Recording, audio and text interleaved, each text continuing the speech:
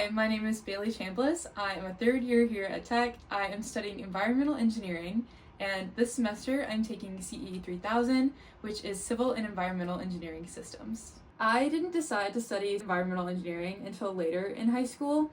Initially, I wanted to go to Auburn University, study English and be on the pre-law track, but junior year of high school, my dad decided to take me to visit Tech because he is a civil engineering grad. And it was the fall, it was really beautiful, and I absolutely fell in love with campus, and I decided that this is the place I wanted to be. I still didn't want to study civil engineering because I didn't want to fall into the trap of just doing what my dad did. And also, I didn't really love the projects he was working on. He did lots of mega plants, lots of massive buildings that took up lots of green space, and that was something that I knew I didn't want to do. Upon further investigation, I discovered the Candidative building, and I decided to write my Why Georgia Tech essay on that building. Subsequently, I decided to study environmental engineering here, and going into my third year, I still absolutely love it.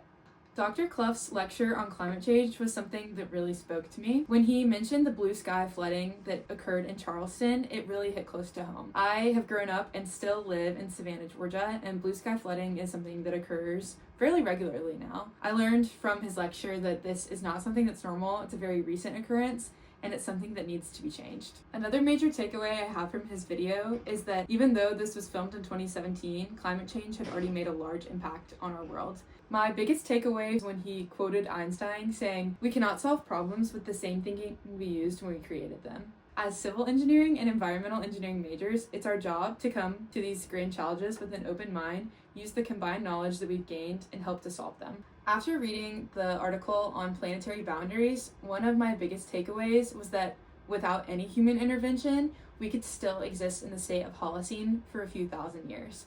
This shocked me because all evidence points towards not existing within that same amount of time. Another major takeaway I have from this article is that our shift away from the Holocene is already occurring. We can observe this through glacier ice melt. We can see that glaciers are shrinking in size more and more every year, and that this is releasing microorganisms into the environment that haven't been around for billions and billions of years. What I believe to be the most important takeaway from this article is that the planetary boundaries don't exist on their own. They were created and their limits were determined in correspondence with one another. That means that if one planetary boundary is exceeded, that can negatively affect the rest of them, and that you can't just look at one without looking at the other.